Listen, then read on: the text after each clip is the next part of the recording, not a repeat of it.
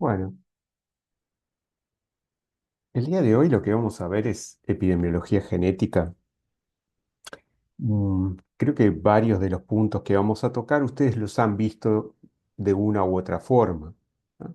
Entonces quizás lo que esta charla va a hacer es englobar todo aquello que han visto hasta ahora y de alguna manera focalizarlo sobre lo que es propiamente la epidemiología genética. Entonces, ¿qué es la epidemiología genética? Y bueno, le llamamos a esa rama de investigación en la salud pública que tiene como idea, como base, describir y explicar la dinámica de la salud poblacional, ¿ah? Y permitir intervenir en su curso, ¿no? Ahora bien, estas imágenes van por este lado. Por un lado tenemos de que la epidemiología clásica con cierto grupo de enfermedades, las enfermedades complejas que vamos a ver ahora después, no ha tenido respuesta porque las herramientas, la aproximación que utiliza es limitada. Se basa en estudiar lo que es para nosotros los genetistas solamente el fenotipo. Entonces, no es como una enfermedad infecciosa donde pueden encontrar un vínculo en el medio y intervenir.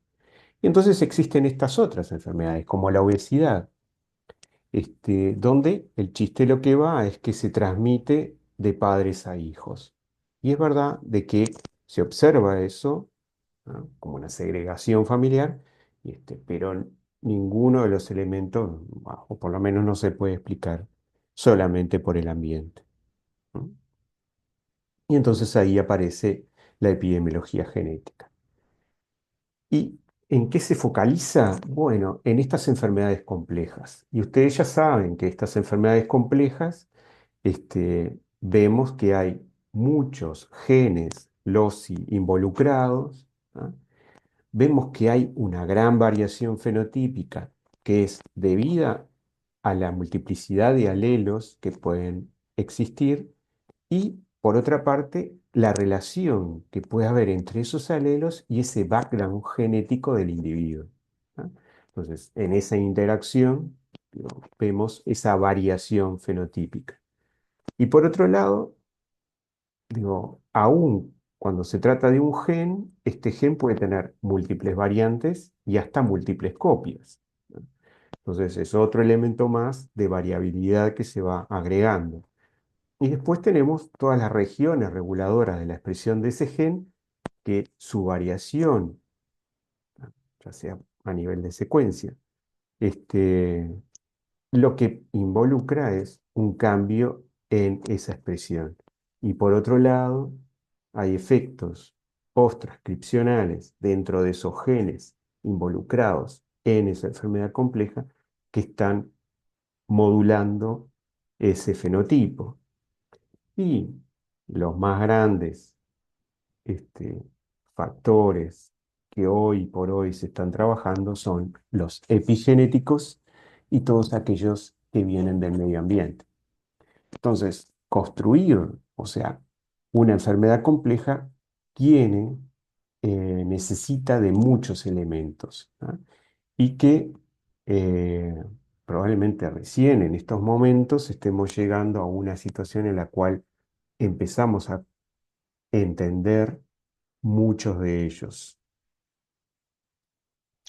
Y si voy a analizar una enfermedad compleja, entonces lo primero que tengo que hacer es una descripción epidemiológica o una descripción fenotípica.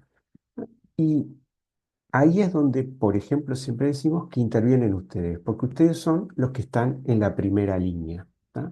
Y son los que van a detectar esa variabilidad fenotípica dentro de una enfermedad compleja. Y esa descripción fina de los fenotipos ha ayudado mucho a describir variaciones dentro de ese fenotipo que nos permiten acercarnos a grupos de genes que están muy relacionados con ese fenotipo particular, ¿tá? Dentro de esa enfermedad compleja. Entonces es un elemento muy importante para cualquier genetista humano tener una muy buena descripción fenotípica, ¿no?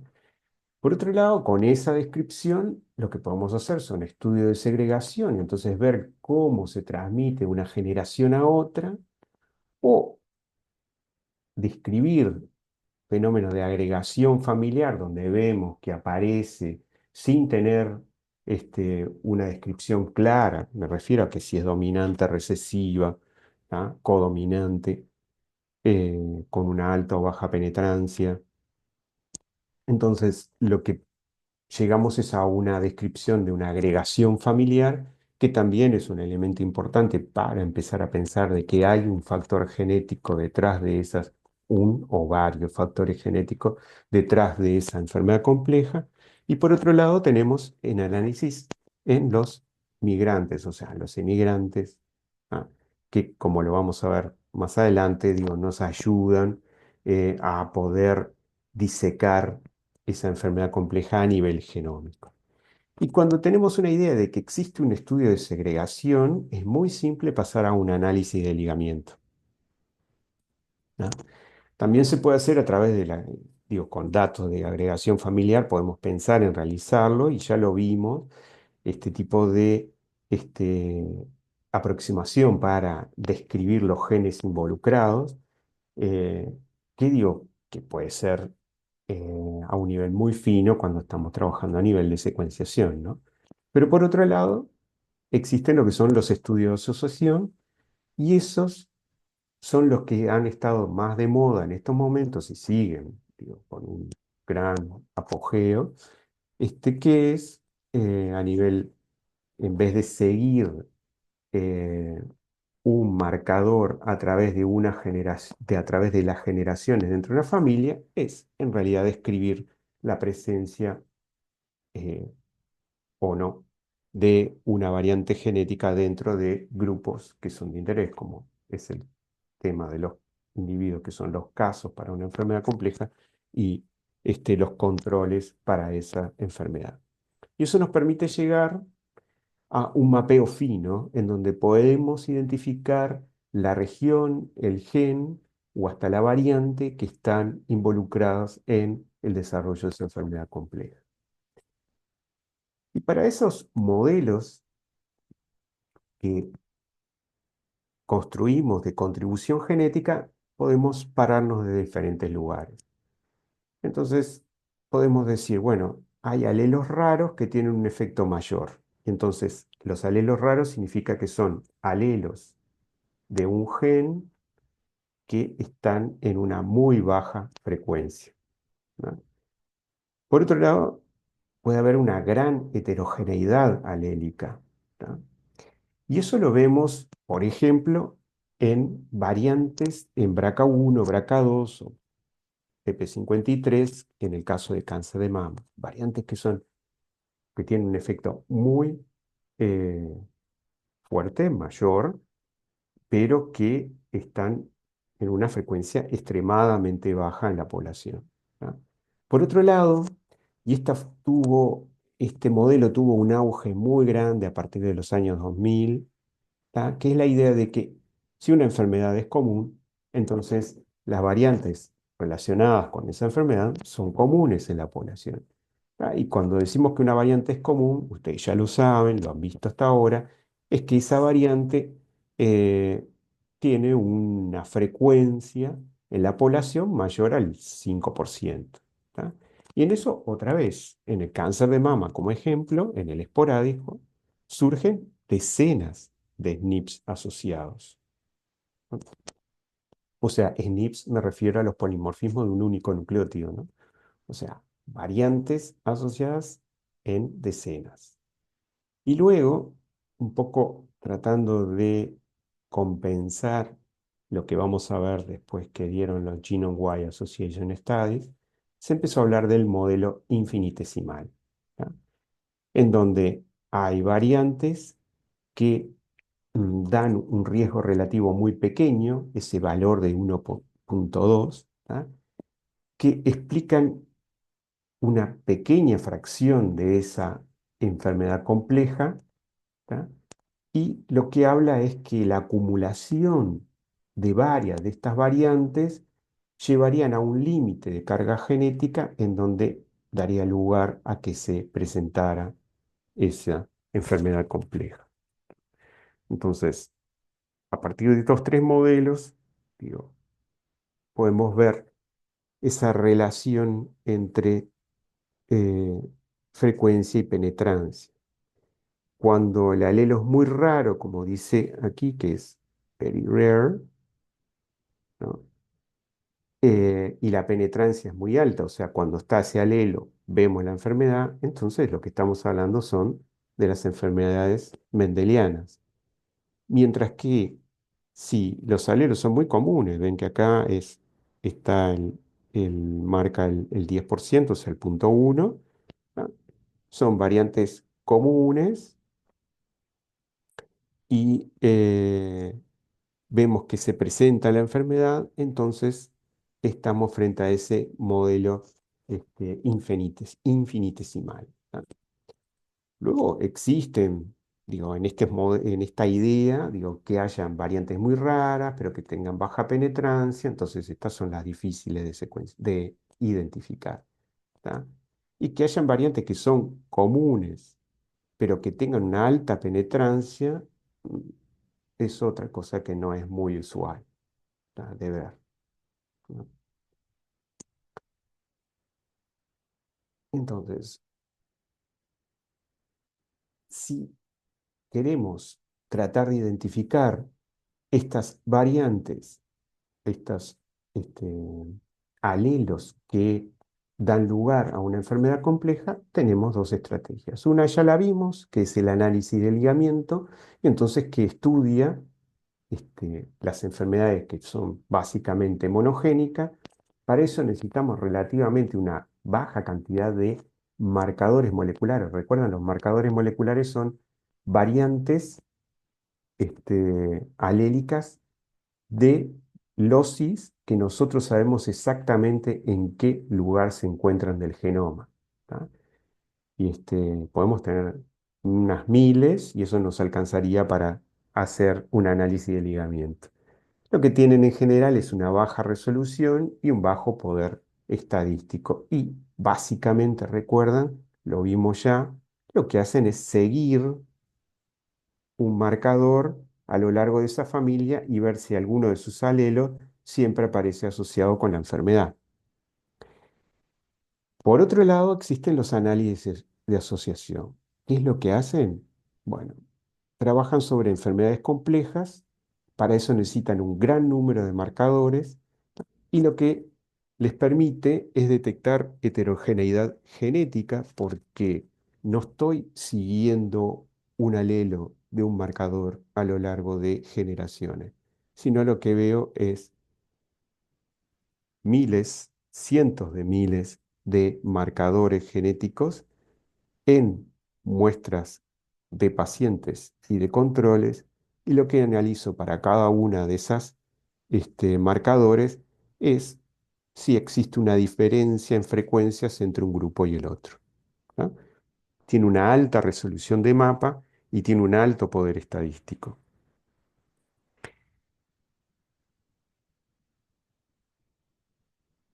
Y todos estos métodos se basan en genética estadística. Entonces, el chiste que está en uno de estos libros de epidemiología genética, eh, lo que dice es, hay que tener claro cómo funcionan estos métodos para poder interpretar correctamente los resultados, ¿tá?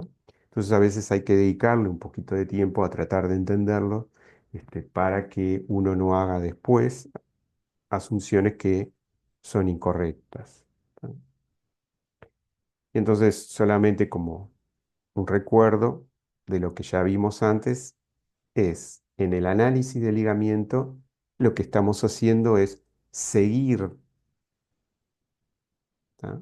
Alelos de un marcador. En este caso tenemos este marcador en esta región, este marcador en esta otra región del cromosoma, ¿no? Que estamos viendo aquí. Esta este marcador y este marcador. ¿Qué es lo que hacemos? A lo largo de una familia, lo que vemos es que estos alelos, 2, 3, 1, 4, van pasando de una generación a otra y cada vez que están estos alelos, aparece la enfermedad, ¿no? Lo que estamos siguiendo es esto a lo largo de generaciones. Y si siempre que aparece esta combinación de alelos de estos diferentes marcadores, vemos la enfermedad, empezamos a sospechar de que es en este cromosoma y en esta región en donde puede estar el gen que está dando lugar a esa enfermedad, ¿ah? Eso lo vimos cuando estudiamos ligamiento.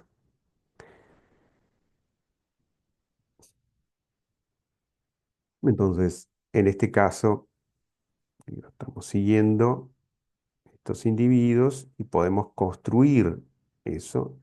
Y el hecho de que exista recombinación es lo que a veces nos permite detectar con mayor fineza, ¿ah?, dónde se encuentra el gen asociado a esa enfermedad, ¿ah?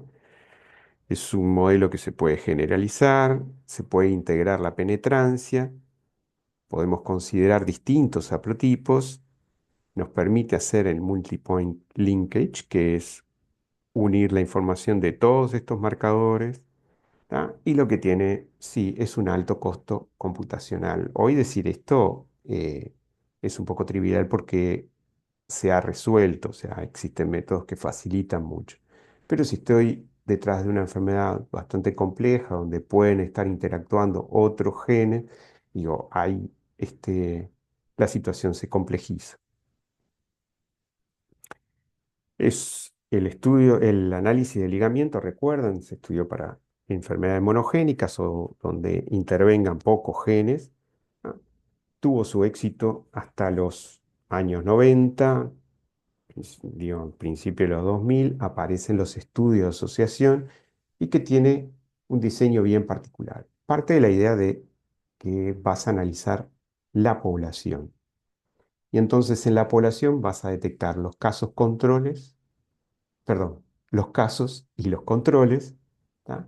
Y lo que vas a buscar es una asociación estadística entre marcador y el rasgo o esa enfermedad compleja que estoy analizando, ¿tá? La relación tiene que ser igual en toda la población, o sea, que si yo veo que un alelo de un marcador aparece asociado a la enfermedad, si repito esto en la misma población, tengo que ver la misma tipo de asociación, ¿tá? ¿Y eso por qué? Porque la población debe compartir ancestros comunes, ¿tá? Esto nos permite definir regiones muy estrechas, ¿tá? Pero para lograr eso necesitamos un gran número de marcadores. Esta imagen lo que me está mostrando es la idea sobre la que se basa. Es casi idéntico a pensar en un análisis de ligamiento, pero a nivel poblacional. O sea, esto no es un abuelo, ni es un bisabuelo, ni es un tatarabuelo. Lo que estamos hablando es que en una población hay ancestros comunes muy antiguos, ¿ah?, y que en algún momento hubo una mutación. Esa mutación está asociada a la enfermedad y pasa de una generación a otra, ¿tá? Entonces lo que veo son individuos que no necesariamente están emparentados, ¿tá?, porque eso ya se perdió en la población, pero sí conservan, ¿tá?, una región, ese gen, con una variante particular que da lugar a esa enfermedad, entonces se transmite de una generación a otra, ¿tá? Así que en ese juego de encontrarse estos alelos, puedo llegar a observar la enfermedad, ¿tá?, dentro de la población. Y así que lo que tomo son casos y controles, ¿tá?, de esa población. ¿Qué es lo que sucede? Digo, por recombinación, probablemente en este caso, estos que son controles no tienen esta mutación que da lugar a la enfermedad, ¿tá? Y entonces lo que voy a ver es un grupo de casos y un grupo de controles donde aparece esa mutación en un caso y en el otro no. Lo vamos a ver un poco con más detalles, pero digo, la idea es esta mutación nueva que se dio en este momento, ¿tá?, genera la enfermedad y va asociada a alelos de un marcador. ¿Tá? A veces hay recombinación, y lo vemos así, y entonces nos queda un grupo de casos que tiene la mayoría el alelo 2 y algunos de ellos tienen el alelo 1. Lo que estamos tratando de determinar en ese caso es que si en los casos hay un exceso de este alelo 2, me permite pensar de que está asociado a el locus en donde se encuentra la enfermedad. Pero ser claro, si alguno no lo entendió, me pregunta directamente. Esto lo que me está hablando es que en realidad lo que estudio son bloques, ¿ah? O sea, haplobloques, haplotipos, combinaciones de alelos de diferentes marcadores, o sea, ¿no? en el genoma, y entonces termino asociando esos bloques con la enfermedad. ¿Tá? Y eso me permite ajustar muy finamente este, el lugar donde se encuentra el gen vinculado a la enfermedad. Lo bueno de los estudios de asociación es que no estoy siguiéndolo a lo largo de una generación en una familia, sino que estoy comparando. Y al poder hacer esas comparaciones, puedo comparar cientos de miles de SNPs y por lo tanto decenas de miles de haplobloques y entonces poder afinar para detectar el lugar en donde se encuentra el gen, uno de ellos, pero también puedo llegar a detectar varios más.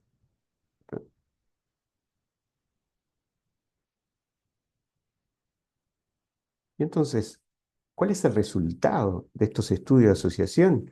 Y bueno, pueden suceder varias cosas. Cuando un estudio de asociación me da positivo, o sea que yo tengo una variante, un marcador molecular del cual una de sus variantes está asociado a esa enfermedad, entonces tengo como tres modelos o tipos de asociación. Una es que el locus que estaba estudiando, ¿tá?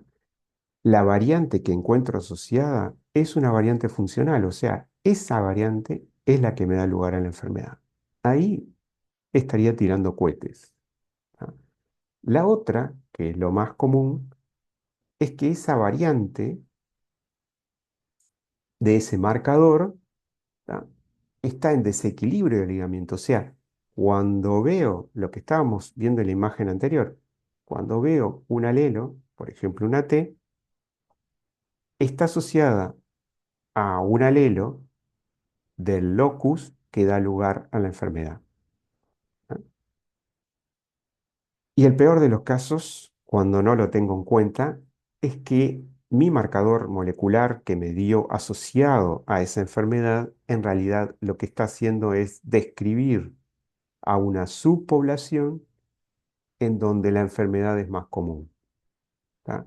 Y en eso, lo vamos a ver más adelante, fue uno de los primeros problemas graves que tuvo este método de estudio de asociación, pero puede suceder cosas como, por ejemplo, en el caso de melanoma, no darme cuenta de que en realidad lo que estoy haciendo es detectar que, que los individuos de esa muestra de casos son mayormente de Europa y por lo tanto están asociados a melanoma, porque el melanoma es más frecuente en Europa. Entonces, en realidad lo que estoy describiendo es a la subpoblación y no estoy asociando ese marcador al locus que da lugar a la enfermedad. ¿No?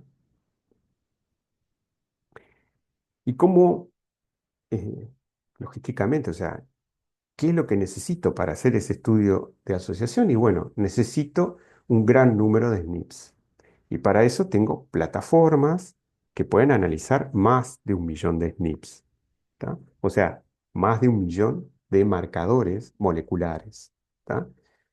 En todo esto, para generar un estudio de este tipo, y es en algún momento en otro tipo de curso se puede ver con mayor detenimiento, necesito manejar un gran número de pruebas, o sea, un gran número de individuos.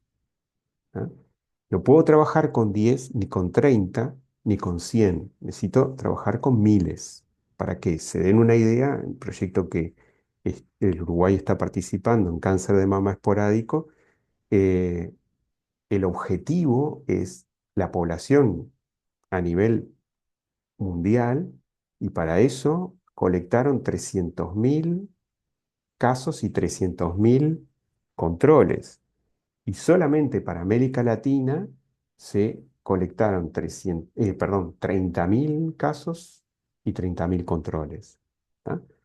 De los que se procesaron y se obtuvieron 1 millón, casi 2 millones de SNPs. ¿Tá? Entonces, en un estudio de ese tipo, donde estoy analizando la asociación entre uno y cada uno de esos SNP con la enfermedad, eso se le llama el Genome-Wide Association Studies, los estudios de asociación genómica. Entonces, lo que analizamos es toda la variación, toda no, analizamos la variación genética común a lo largo de todo el genoma, ¿tá? Tratando de identificar regiones de ese genoma que estén asociados al rasgo fenotípico que estoy estudiando. En este caso, una enfermedad compleja, pero podría ser la altura, podría ser la pigmentación de la piel, podría ser eh, la presión, bueno. Este, entonces, implica que analicemos esa alta densidad de marcadores de SNPs en ese gran número de individuos y no hay hipótesis, o sea, yo no digo que este marcador puede estar asociado. Lo único que hago es analizar estos marcadores en una gran muestra y después probar si hay diferencias entre casos y controles. No tiene una hipótesis previa de causalidad, ¿tá? Que eso es diferente cuando tomo algunos genes que considero que pueden ser candidatos. En este caso, estoy estudiando todo el genoma, absolutamente todo el genoma, ¿tá? Y se apoya en eso que hablé hace un momento, que era enfermedad común, variante común. Entonces, lo que se espera es que hayan grupos de genes, de SNPs, o sea, de marcadores moleculares, que estén asociados a la enfermedad y que si están describiendo un gen en particular o una región en particular, entonces lo que vamos a ver es que esos diferentes SNPs están relativamente cerca entre ellos, ¿tá? Y eso me permite pensar que en esa región los genes que se encuentran en esa región pueden estar asociados a la enfermedad, ¿tá? Por ejemplo, en este caso ven que el SNP5 no presenta una asociación significativa, ¿no? Entonces, esa es la manera en la que trabaja, ¿no? Entonces, ¿cómo es que nos podemos aproximar a tratar de extraer esa información para poder detectar qué marcadores SNPs, marcadores barra SNPs están asociados a esa enfermedad? Bueno, primero es a partir de analizar directamente los alelos, ¿tá? CT, ¿no? Analizo la frecuencia de esos alelos de un marcador en los casos y en los controles. Ahí asumo que hay este equilibrio de Hardy-Weinberg y que hay modelos multiplicativos, eso de que se va sumando eh, el efecto de diferentes ELIPS y de sus alelos, ¿tá? Por otro lado, puedo estudiar a nivel de genotipos. Cuando los alelos no me funciona bien ese modelo para analizar, entonces paso a genotipos. Y ahí asumo formas de herencia, si hay dominancia, si hay codominancia, si hay recesividad, si hay otra vez un modelo multiplicativo, ¿tá? Y, y después, por último, puedo pensar en trabajar directamente con haplotipos, ¿tá? Yo sé que hay haplotipos, como les mostraba antes, que hay haplotipos presentes en la población, ¿tá? Que son muy frecuentes, y ver si se asocian esos que son frecuentes o los otros que no, con la enfermedad. ¿Tá? Entonces, permite a veces afinar mejor dónde está eh, la región asociada, ¿no? Y si pasamos a manejar los datos, esto que les estoy poniendo es un ejemplo general. eh, esto se puede trasladar a, ya sea que estoy trabajando con alelos, que estoy trabajando con genotipos o que estoy trabajando con haplotipos, funciona casi idéntico, ¿tá? Pero la idea es los odds ratios, trabajar desde ese lugar. Yo tengo mis casos, tengo mis controles que presentan el alelo que considero que es de riesgo y el alelo que no es de riesgo, o los genotipos que son de riesgo y los genotipos que no son de riesgo. ¿Tá? Entonces puedo hacer dos tipos de cálculo. Por un lado, los radios, ¿tá? En donde lo que estoy mirando es cuánto más eh, presente está A que con respecto a B, ¿tá? Que es lo que están haciendo acá, o viendo el riesgo relativo, ¿tá? Que es ver cuánto de los casos con el alelo o genotipo de riesgo frente a que no, eh, ese mismo, en los casos exista el alelo que considero que no es de riesgo, ¿no? De una manera lo que estamos viendo,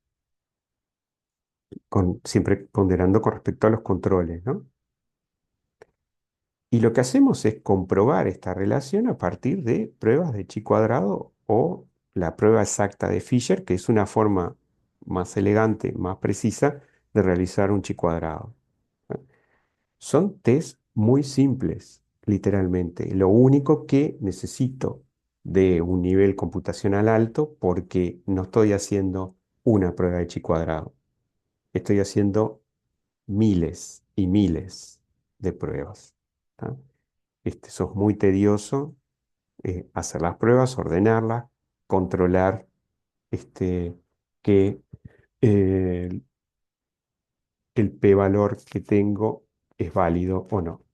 Entonces, para que vean de esas eh, pruebas computacionales que haces tan grandes, un ejemplo de un solo caso, tengo un análisis de asociación donde tengo el polimorfismo RS 799917, es un polimorfismo, un marcador molecular, de lo que yo venía mencionando como marcador molecular, que está presente en el gen BRCA1. ¿Tá? Y lo que hacemos es estudiar cáncer de mama. Tenemos los casos, tenemos los controles. Lo que hago es ver en ese SNP, digo, los genotipos, y lo que vemos es que hay individuos que son TT, otros que son CT y otros que son CC. En el caso de los perdón, en casos 89, 369, 342, mientras que los controles son 56, 250, 266. Acá lo que voy a buscar es, ¿son tan diferentes las frecuencias, o sea, la distribución de estos eh, genotipos con respecto a los controles? Y eso es lo que voy a hacer a partir de los odds ratios, ¿no? Tomo los CC como el genotipo de no riesgo y después pruebo para TT y CT. O sea, lo que voy a intentar ver es, ¿hay tanta diferencia entre casos y controles como para que yo pueda sospechar de que el alelo T está asociado a la presencia o al desarrollo del cáncer de mama? Y bueno, entonces es lo que hago aquí. Y me da 1.236, 1.148 cuando es heterocigota. En este caso era cuando era homocigota. Entonces, lo que veo es, si no hubiera diferencias entre casos y controles, este valor debería ser 1, ¿tá? Pero me da 1.2. Lo que tengo que ver es si este desvío, ¿tá? de la igualdad, o sea, del valor uno es significativo, ¿tá? Eso lo puedo hacer con una prueba de chi cuadrado, ¿no? En este caso vamos a asumir de que es significativo.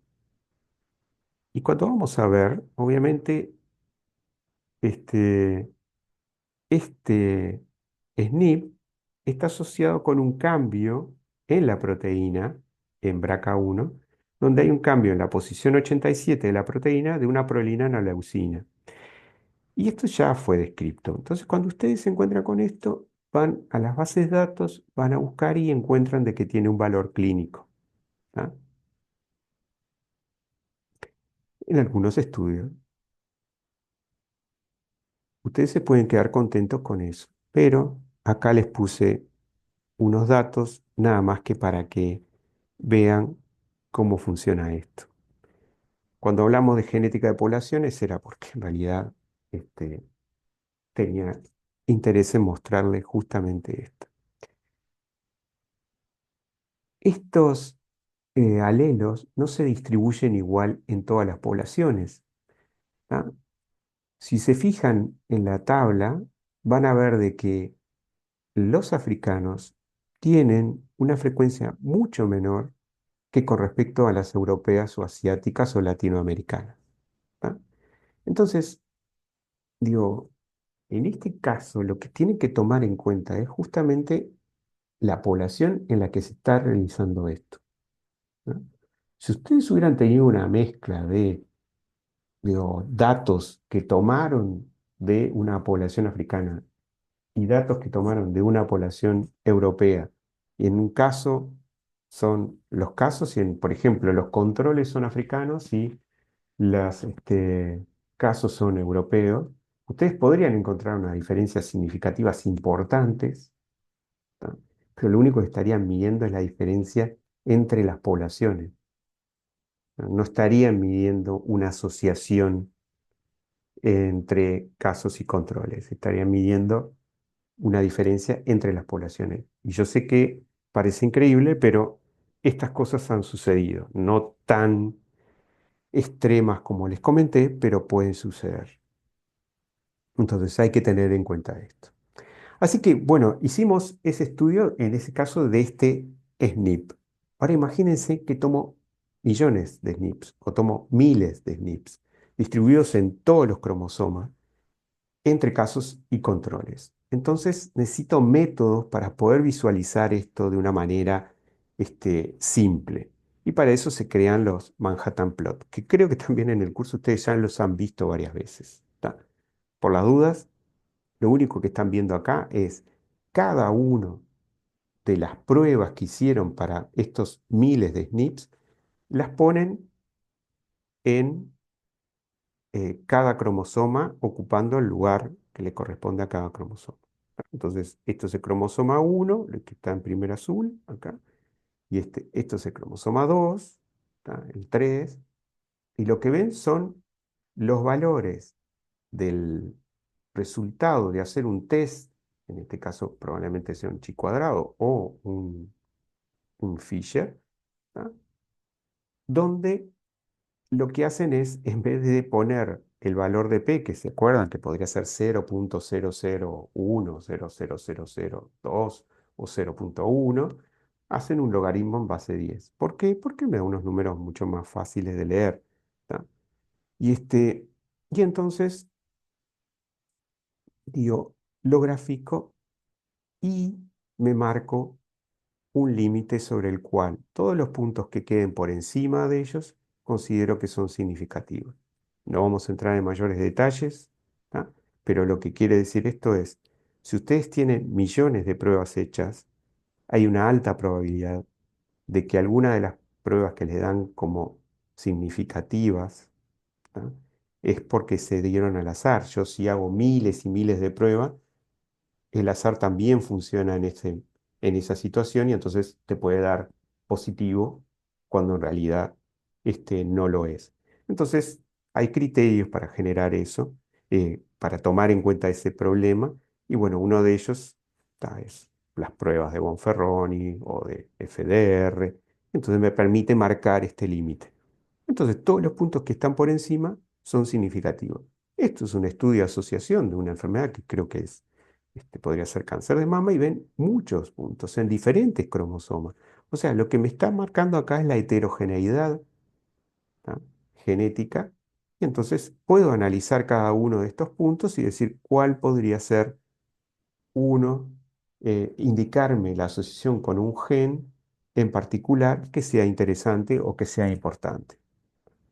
Y eso fue lo que se hizo durante muchos años, ¿no?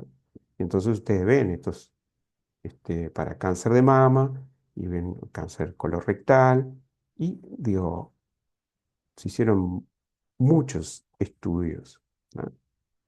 Y eso implicó detrás el desarrollo de toda una serie de estrategias que terminaron generando bancos, ¿tá?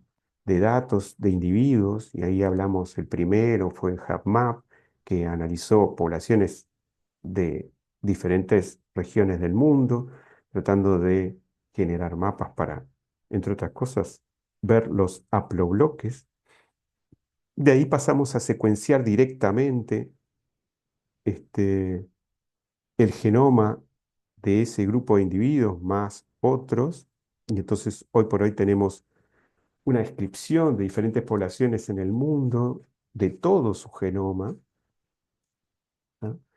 Y bueno, y después diferentes emprendimientos en donde Inglaterra es uno de los más icónicos porque han secuenciado mm, más de 1 millón de personas, y tienen extremada buena calidad de datos, no solamente a nivel genómico, sino que también fenotípico, lo que permite hacer estudios muy finos. Recuerden de que estamos en una isla, ¿tá?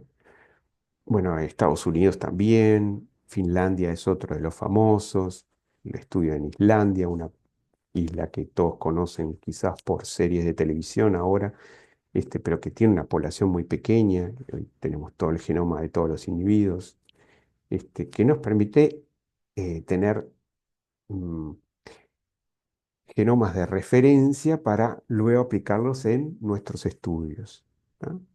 Pero los resultados de un GWAS hasta hace un tiempo lo que nos permitía era identificar solamente regiones, ¿tá? Que iban de 3 a 100 kilobases, mucho más que en los análisis de ligamiento, pero no tanto como uno quisiera. Lo que mostraban era que ese SNP aumentaba el riesgo de desarrollar la enfermedad. O sea, porque lo que estoy viendo es un estudio el cual asocio ese SNP con la enfermedad. Entonces, lo que encuentro es que esos SNP eh, me daban un riesgo mayor de que ese individuo tuviera la enfermedad. Ahora, lo que no dice el GWAS es realmente cuál es la variable responsable por la construcción del método. Yo estoy analizando variantes comunes, ¿tá? En la población, así que pueden o no pueden ser, ¿tá? Eh, Tampoco me dice cuál es la contribución de esa variante en un estudio prospectivo, ni cuál es la interacción de esa variante con el ambiente, ni tampoco, y esto es importante, tampoco me da una idea de la aplicación clínica, ¿tá? En un estudio de GWAS. Yo lo que tengo que hacer es que con esos resultados empezar a entrar en la región en la cual aparece asociado y analizar qué es lo que sucede o qué hay en esa región que me pueda explicar la enfermedad, ¿tá? Pero el estudio de GWAS de por sí es limitado, la información que da. Entonces, a partir de generar todos estos datos, se empezaron a tomar otros caminos y hoy por hoy, y ustedes lo hayan visto, están ya en el curso, están muy de moda los, los scores de riesgo poligénico. ¿Qué es la idea de eso? Es que, bueno, todos estos SNPs que están asociados a una enfermedad, ¿no? Las variantes que están asociadas a esa, de ese SNP asociadas a la enfermedad, aparecen en individuos que por, entre comillas, ¿tá? Y estoy haciendo el gesto mm, visualmente, pero digo, entre comillas, estos individuos tienen la desgracia de acumular muchas de esas variantes. O sea, esas variantes se distribuyen a lo largo de toda la población. Digo, hay individuos que no tienen ninguno de esos alelos asociados a la enfermedad y hay otros que tienen todos los que están asociados a esa enfermedad. Todos tenemos los mismos SNPs. Lo que varía es los alelos que tenemos, ¿no? ¿Recuerdan eso? Bueno, estos individuos los que tienen es casi todos los alelos, ¿tá? Vinculados a esa enfermedad. Si yo tengo un riesgo poligénico, lo que estoy diciendo es, mido en esos individuos los alelos que tienen presentes y la probabilidad de que tengan la enfermedad. Y eso funciona bastante bien y está muy de moda en este momento generar estos riesgos de score genético, poligenético. Este, el tema es que está muy estudiado en poblaciones europeas. Un poco después, un poco después no, muy lejanos, poblaciones asiáticas, y fíjense en las hispanas, que la cultura anglosajona nos llama así, hispanos, que somos nosotros los latinoamericanos, apenas en el 1% de los estudios aparecen poblaciones hispanas, o sea, estamos muy poco representados. Y eso lo que ha generado hoy por hoy es un gran interés en las poblaciones latinoamericanas, porque digo, somos una mezcla de africano, indígena y europeo, ¿no? Ahora, el problema es que estos estudios, ya sean los de estudios de asociación, eh, lo que han mostrado es que hay una gran parte de esa heredabilidad estimada a partir de los estudios de agregación familiar o de segregación, que en las enfermedades complejas no logra explicar. Los GWAS no logran explicar totalmente la heredabilidad que se había calculado antes. ¿Tá? Entonces, ¿dónde está el problema? Y bueno, tenemos que recordar que en las enfermedades complejas actúan múltiples genes, múltiples variantes de un gen y en un número variable de copias. ¿Tá? Que para generar ese fenotipo que es la enfermedad compleja, dependemos de factores ambientales del medio ambiente, como son la dieta, el estilo de vida, ¿tá? Factores ambientales como contaminantes, que puedan haber. ¿No? Pero el gran jugador de estos últimos años es el epigenoma. ¿Tá?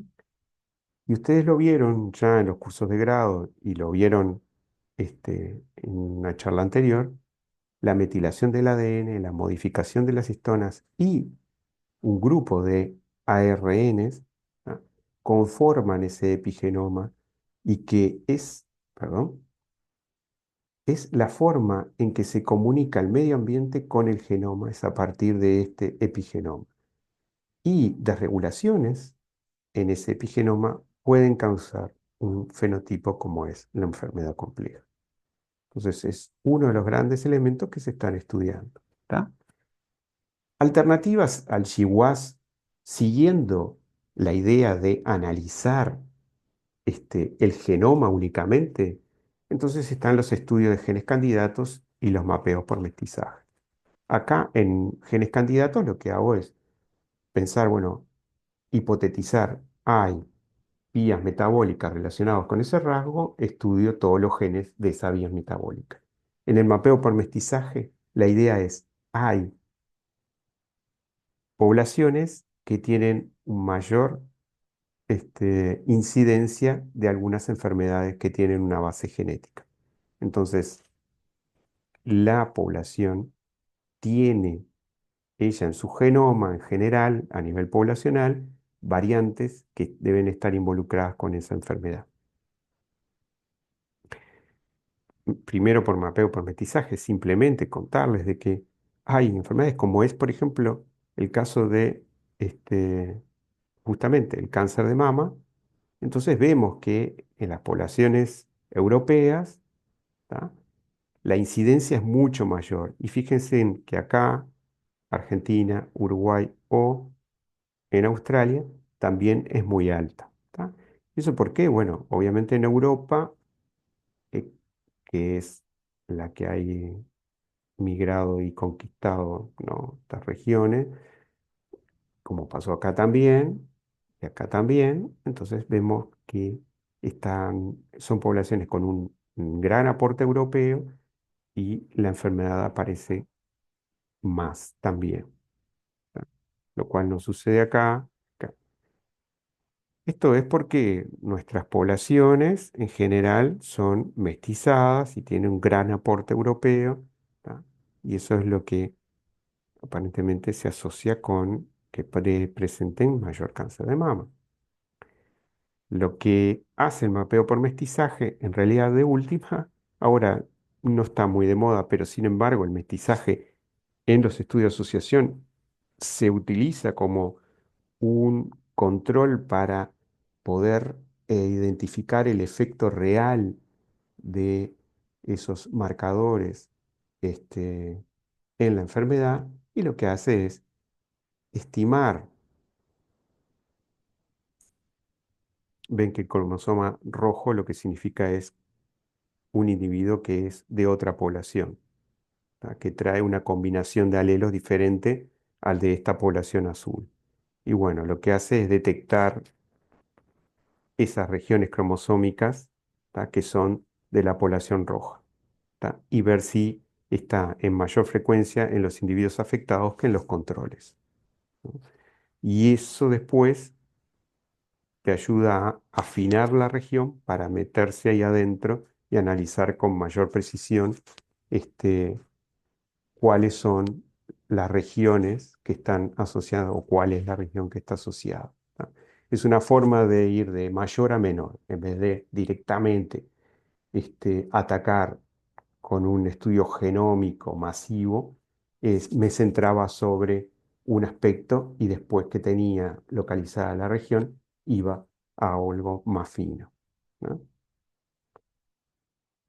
Pero ninguna de estas cosas estaba ayudando a determinar esa heredabilidad desconocida, ¿no? Perdida. Y allá por los años 2010, 2011, sale un trabajo que viene a retomar un tema que ya genetistas de poblaciones teóricos lo habían mencionado. Y mm, a fuerza de, ¿cómo decirlo? A fuerza de que no había pruebas prácticas, entonces no se lo tomaba muy en cuenta, ¿sí?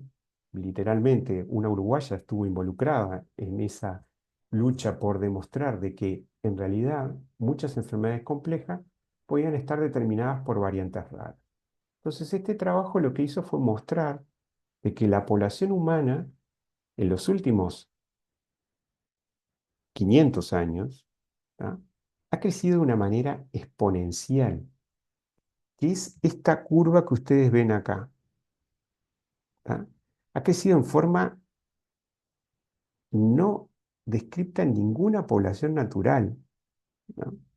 O sea, realmente es muy raro ver esto en una población natural. Mejor dicho, no se ha visto en poblaciones naturales, ¿tá? Entonces, lo que provoca esto es que a nivel de la población mundial de humanos se han ido acumulando variantes raras, ¿tá? O sea, variantes que tiene una persona o un pariente muy cercano de él, ¿no? Pero eso significa que en el Uruguay, por ejemplo, en 3 millones de personas hay un individuo solo que tiene una de esas variantes, ¿tá? O dos o tres, pero que son familiares de él, ¿tá? Y eso podría estar implicando lo que sucede con algunas enfermedades, ¿ah? En donde No puedo con el GWAS, que lo que analiza son variantes comunes, detectar ninguna asociación, ¿ah? Pero cuando voy a nivel del gen, lo que encuentro es que esos individuos, como por ejemplo este síndrome de una discapacidad intelectual, ¿ah? Eh, en realidad todos tienen afectados el mismo gen, pero con diferentes mutaciones. Entonces, cada uno de estos individuos tiene una mutación diferente dentro del mismo gen, ¿no? Eh, y que no la tiene nadie más, ¿no? No son muchos los casos descritos hasta ahora, pero es un camino que se empezó a seguir porque se encontró de que funcionaba. Podíamos empezar a explicar una cantidad de cosas, una cantidad de enfermedades complejas, ¿no? Y esto se ve también a nivel poblacional, porque lo que les mostré fue un caso muy particular. Tengo un gen candidato y entonces trabajo sobre él. Pero a nivel poblacional, comparando dentro de una misma región, que es una isla, separando por el origen poblacional, unos son origen vikingo y otros son de la eh, escoceses con una historia más antigua vinculada a las poblaciones que estaban anteriores, o sea, de la mainland. Entonces, lo que ven es que hay variantes raras, son diferentes entre un grupo y el otro. Fíjense en esto, de que en estos que son de origen vikingo encuentran más variantes raras, ¿tá? Que con respecto a aquellos que son los antiguos ingleses, ¿tá?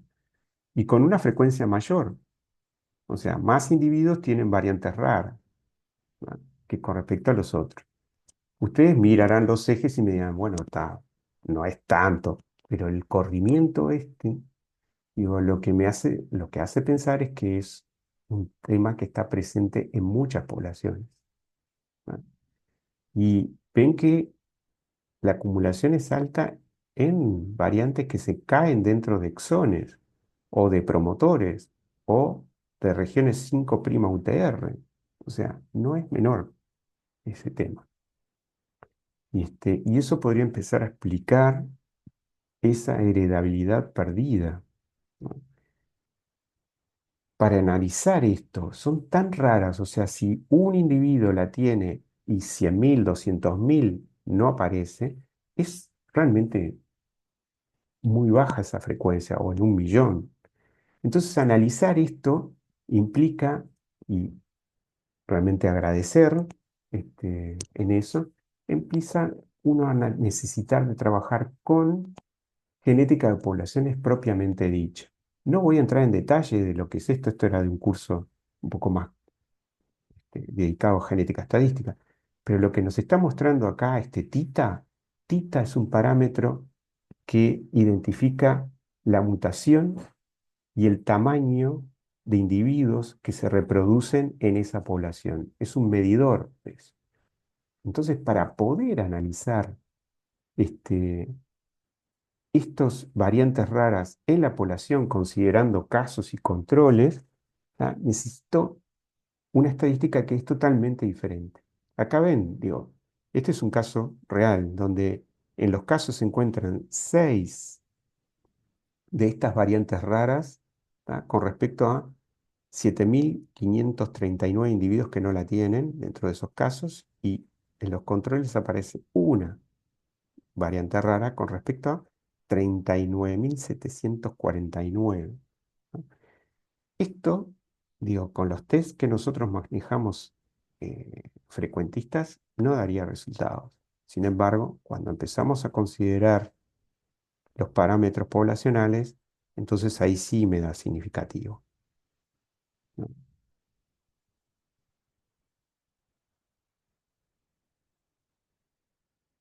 Y en ese esquema que mostraba del ambiente, el ambiente influye a nivel del genoma y bueno, era lo que les comentaba. Ahí empezamos a hablar del epigenoma. Y existe hoy por hoy una epidemiología epigenómica. Es más, digo, con la docente este, que le dio la clase, trabajamos en nuestro laboratorio desde este punto de vista. Y lo que se vio es que los patrones de metilación, ¿no? eh, son, pueden describir a una población. Y acá lo que hicieron es estudiar afroamericanos, europeos propiamente dichos y chinos. Y logran separar a los tres grupos por su estado de metilación en el ADN. ¿No? Todos estos son gráficos vinculados a esto que se ve acá. O sea, se logra separar a los individuos según su origen poblacional y el estado de metilación. ¿No? Eso habla de que la estructura genómica de estas poblaciones obviamente es diferente entre una y otra y a su vez puede estar definiendo cómo se metila ese ADN. ¿Y eso tiene algún efecto? Y esto es un trabajo realizado en nuestro laboratorio que muestra que eh, a mayor ancestría africana, ¿tá? Hay menor metilación del ADN. ¿No? Y en el caso de que sea europeo, entonces a mayor em, ancestría europea, lo que tenemos es una mayor metilación. ¿Qué es lo que quiere decir esto? Esto solamente sucede, perdón, porque no expliqué, ¿no? Pero esto lo vimos en nuestra población en una cosa muy particular, en las mujeres que tenían cáncer de mama. ¿Ah? Las mujeres normales, sin cáncer de mama, esto no lo tienen. No se ve esta correlación. ¿Ah? Es nula. Solamente se ve en las mujeres con cáncer de mama. Entonces, lo que nos muestra es que hay una construcción genómica en estos individuos que probablemente, vinculada con su ancestralidad, está dando lugar a estos cambios de metilación. ¿No? Entonces, digo, todas estas son estrategias que se venían usando para determinar esa heredabilidad que no podíamos eh, identificar. Entonces, diferentes estrategias, como es el genes candidatos, eh, después análisis por mestizaje, luego estudiar, no profundizamos mucho, pero estudiar a partir del estado de metilación y la estructura del genoma. ¿No? Y por último, quería comentarles lo que se llama la aleatorización mendeliana, que es lo último en lo que se está trabajando, ya que tenemos tanta información acerca de las vías metabólicas, de lo que hacen variantes en genes involucrados en vías metabólicas, en esos cambios de metabolismo, entonces alguien generó esta forma de tratar de analizar los datos para comprender una enfermedad compleja. Se basa en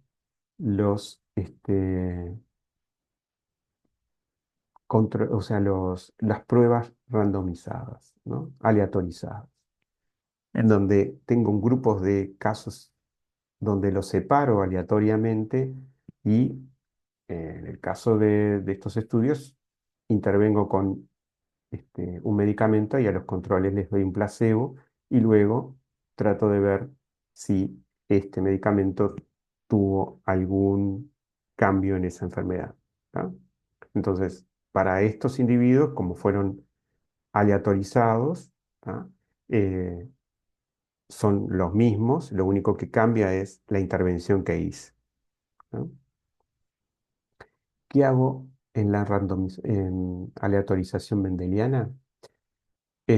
Lo que hago es separar por una variante vinculada a un, em, una vía metabólica que sospecho que está asociada a esa enfermedad y veo qué pasa para esa enfermedad. Esa variante se acumula en los casos o se acumulan los controles, y bueno, eso es lo que mido,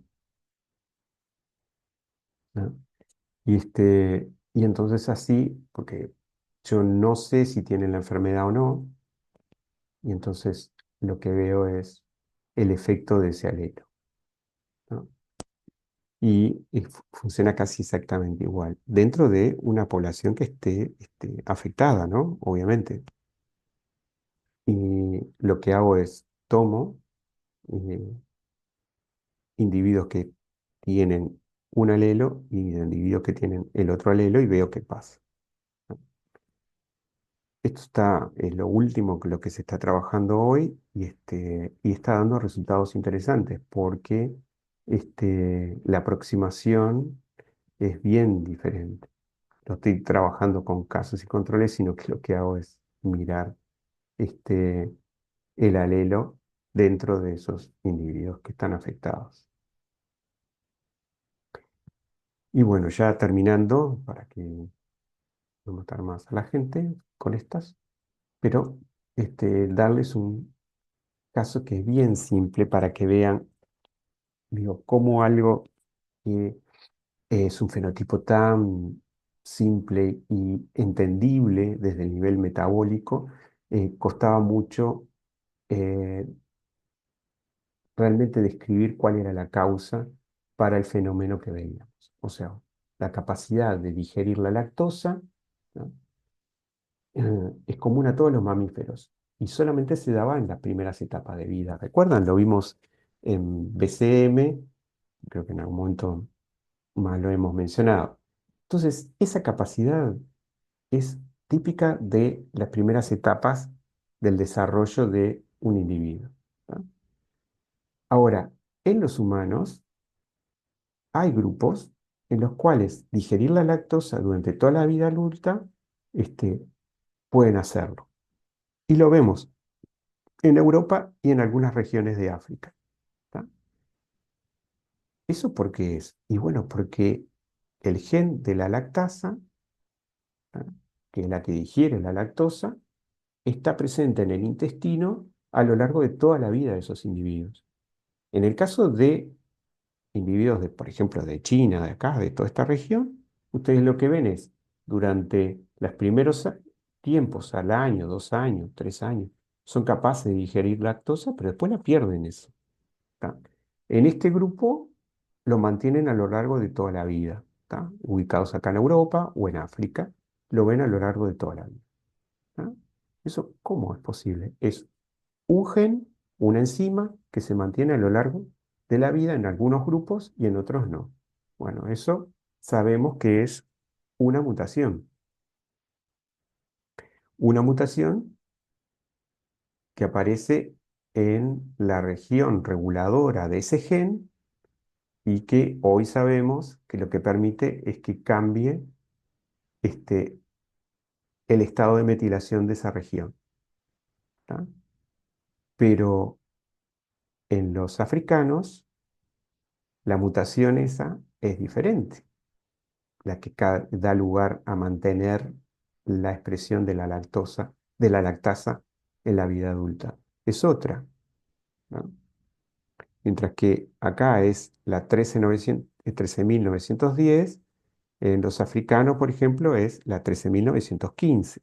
Ahora, si ven todas estas variantes, ¿tá?, que dan lugar, estas variantes que dan lugar a que esos individuos mantengan este, la capacidad de digerir lactosa, se encuentran casi todas en el mismo lugar, o sea, se encuentran todas en un potenciador.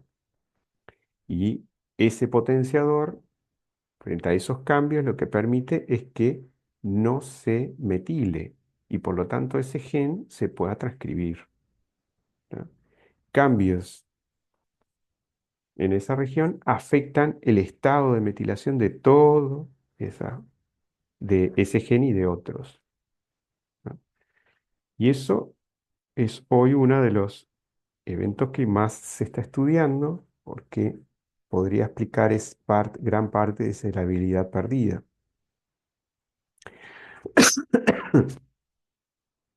Y bueno, perdón, y antes de pasar, mostrarles de que si no entienden lo que está sucediendo acá, en África tenemos varias de esas mutaciones, ¿ah?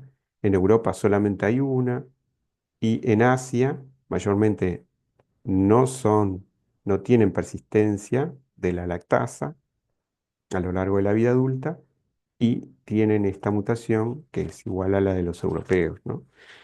Cuestión es que, si se fijan, hay diferencias a nivel de las diferentes poblaciones, ¿tá? Esto también explica, si se lo ponen a pensar, digo, hay enfermedades que son más comunes en una población que en otra, ¿tá? Y eso es una forma de mostrarles de que la diversidad de las poblaciones puede estar asociada con fenotipos que nosotros estamos estudiando, sean patológicos o no, ¿tá? Y por eso es importante tener en cuenta esa diversidad en cada una de nuestras poblaciones. Y, por ejemplo, particularmente en Latinoamérica, en donde existe una influencia de los nativos indígenas, ¿ah? Que poblaban este territorio, luego la de los europeos que entran, que no fueron en todos los países lo mismo, ¿ah? Variaron y a veces variaron de una región a otra, o sea, cuando hablamos de los gallegos que vinieron al Uruguay, si ellos fueron una comunidad importante, que tienen sus diferencias y que a veces venían muchos individuos de un mismo pueblo o región, todo eso construye la estructura de nuestro genoma, o sea, la arquitectura alélica de nuestro genoma, ¿no? Bueno, y los africanos, ¿no? También, no me quiero olvidar de ellos. Entonces, por eso es importante tener en cuenta eso en nuestras poblaciones, ¿no? Y bueno, les agradezco y terminamos por aquí.